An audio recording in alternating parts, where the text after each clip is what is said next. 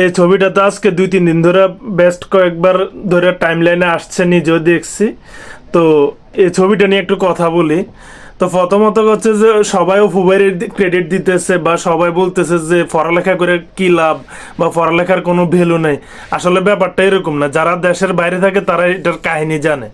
আপনি দেশের বাইরে ল্যাম্বরগিনি বলেন, ফেরারি বলেন, রোলস রয়েস বলেন, সব গাড়ি আপনি রেন্টে পাবেন বা ভাড়ায় পাবেন, ঠিক আছে।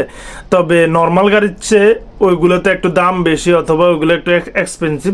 তবে আপনি সব গাড়ি, সব রকমের গাড়ি আপনি ভাড়ায় পাবেন, এটা হচ্ছে সবচেয়ে বড় কথা। আর ও ওইখানে যে বলছে ও গাড়িটা নিছে বা গাড়িটা নিতেছে, এটা টোটালি মিথ্যা কথা। কারণ এইসব গাড়িগুলো আসলে সবার কাছে বিক্রি করে না। ফেরারি বলেন, ল্যাম্বরগিনি বলেন, যে গাড়িগুলো আছে এগুলো আসলে সবার কাছে বিক্রি করে না। এটার জন্য আপনার একটা, আপনি পাবলিক ফিগার হইতে বা আপনার একটা ফেস ভ্যালু থাকতে হবে।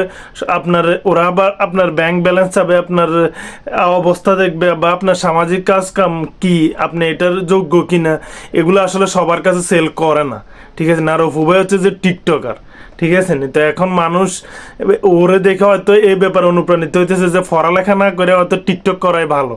আসলে ব্যাপারটা কিন্তু এরকম না। পড়ালেখার কাছে পড়ালেখার সম্মান, আর টিকটকারের দিন শেষে টিকটকারে।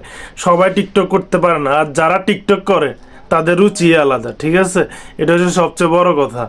এখন এটা নিয়ে মানুষের নানা রকম মত থাকবে, এটাই স্বাভাবিক। কিন্তু দিন শেষে পড়ালেখার আলাদা সম্মান, টিকটকের আলাদা কোনো সম্মান নেই। আপনি পড়ালেখা করলে আপনি এটা যদি সঠিক জায়গায় সঠিক ক্ষেত্রে প্রয়োগ করতে পারেন, এটা যথেষ্ট ভ্যালু আছে পড়ালেখা। দিন শেষে পড়ালেখাই, টিকটকাররে। আর একটা রুচিশীল মানুষের টিকটক করতে বিবেকে বাধা দিবে, এটা হচ্ছে মেন কথা। আর এখন এইটা দেখে যাদের আফসোস হইতেছে আমরা কেন ওর পজিশনে যাইতে পারলাম না, ভাই ও কষ্ট করে না যে এটা ভুল। ও টিকটক থেকে শুরু করে মানুষ ওরা অপমান করছে, সব কিছু মেনে নিয়ে দিনের পর দিন পরিশ্রম করছে।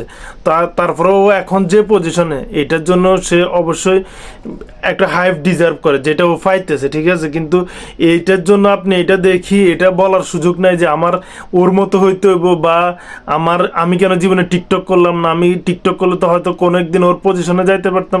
এসব চিন্তা ভাবনা আসলে ভুল ভাই। এটা যারা চিন্তা ভাবনা করে তারা আমি মনে করি বোকা স্বর্গে বসবাস করে। কারণ টিকটকারে দিন শেষে।